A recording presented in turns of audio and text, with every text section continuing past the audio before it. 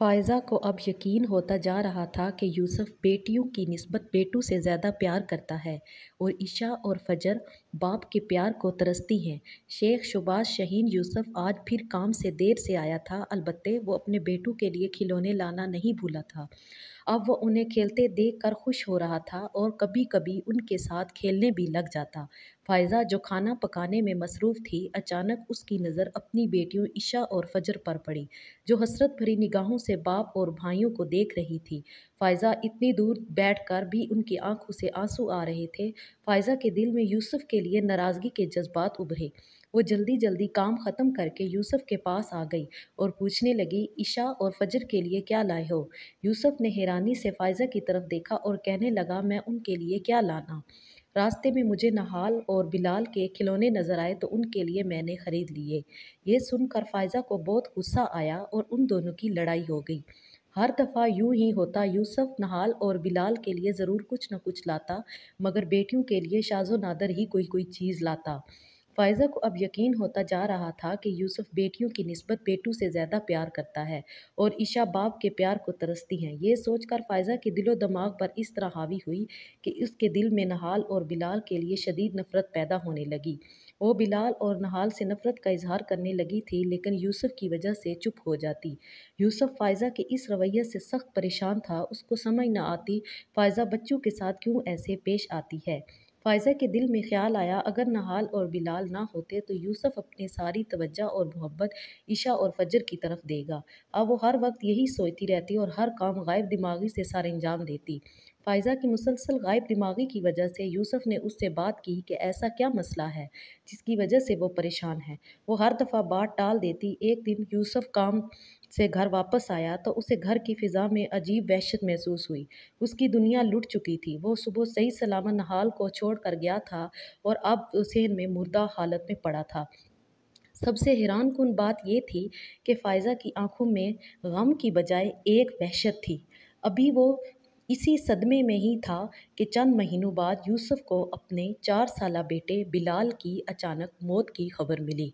यूसुफ को यकीन ही नहीं आ रहा था कि उसके दोनों बेटे इस दुनिया में नहीं रहे।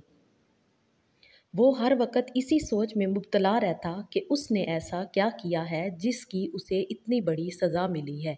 उसे कभी-कभी अपनी बीवी पर शक होता कि शायद बेटों की मौत में उसका कोई हाथ है, लेकिन वो ये सोचता कि कोई माँ कभी अपने बच्चों को कत्ल नहीं कर सकती। फ़ायज़ा को हर वक्त अपना सांस घटता हुआ महसूस होता और उसे ऐसे लगता कि उसके बच्चे उसे बुला रहे हैं। वो रात को उठकर चीखें मारती। फ़ायज़ा को अपने बच्चों की रूह नज़र आती। यूसुफ पहले समझा कि शायद ये अभी तक सदमे में है। वो उसे प्यार से बहुत समझाया, लेकिन फ़ायज़ा पर किसी चीज़ का कोई असर न होता। फ़ायज़ा की हालत दिन ब दिन बिगड़ती जा रही थी। यूसुफ ने काफ़ी इलाज करवाया, लेकिन बेसूद रहा। यूं यूसुफ ने कुछ अरसे के लिए घर से दूर जाने का प्रोग्राम बनाया ताकि फ़ायज़ा को जल्द अज जल्द इस सदमे से बाहर निकाला जा सके, लेकिन फ़ायज़ा की सेहत पर कोई खातर ख्वाह असर नहीं हुआ। एक रोज़ फ़ायज़ा गहरी सोचों में गुम थी। यूसुफ काफ़ी देर से उसे नॉर्मल करने की कोशिश कर रहा था। अचानक वो पूछने लगी, क्या तुम अपने बेटों से बहुत प्यार करते थे? हाँ, मैं अपने बच्चों से बहुत प्यार करता हूँ। मगर तुम ये क्यों पूछ रही हो? अगर तुम्हें पता चले कि तुम्हारे बच्चों को किसी ने कत्ल किया है तो तुम क्या करोगे? मैं एक मिनट भी नहीं सोचूंगा और वैसे ही उसका कत्ल करूंगा जैसे उसने मेरे बच्चों का कत्ल किया। इस रोज़ के बाद फ़ायज़ा मज़ीद ज़हनी दबाव का शिकार हो गई। अब वो ज़हनी कैफ़ियत में अपने बेटों को याद करते हुए ऐसी बातें करती जिनसे यूसुफ के दिल में फिर शक पैदा होने लगा। एक दिन यूसुफ मामूल से जल्दी घर आ गया। फ़ायज़ा एक ऊंचे टीले पर बैठी इधर उधर देख रही थी कि अचानक उसकी नज़र ईशा और फ़जर पर पड़ी, जो अपने बाप के साथ खेलने में मसरूफ़ थी। ये देखकर फ़ायज़ा को खुशी महसूस हुई, साथ ही साथ उसे अपने बेटों की शदीद कमी भी महसूस हुई।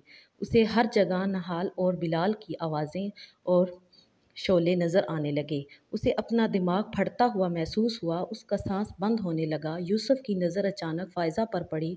उसकी बिगड़ती हालत देखकर यूसुफ उसकी तरफ लपका, लेकिन फ़ायज़ा के अल्फाज ने उसके कदम जमा दिए। मैंने अपने बच्चों को खुद ही मार डाला, कत्ल कर दिया, मैंने अपने बेटों को। यूसुफ ने नफ़रत भरी निगाह फ़ायज़ा पर डाली और पूछा, तुम ये सब कैसे कर सकती हो? तुमने अपने ही हाथों से अपने बच्चों को मार दिया, तुम कैसी माँ हो? तुम तो माँ कहलाने के भी लायक नहीं हो। कोई माँ इस हद तक ज़ालिम नहीं हो सकती। तुमने ऐसा क्यों किया? ये सब कुछ मैंने अपनी बेटियों के लिए किया। तुम हर वक्त नहाल और बिलाल से प्यार करते थे। ईशा और फजर की तुम्हें कोई परवाह नहीं थी। ये सुनकर यूसुफ मज़ीद आग बगोला हो गया। जैसे मेरे लिए नहाल और बिलाल थे, वैसे ही ईशा और फजर थीं।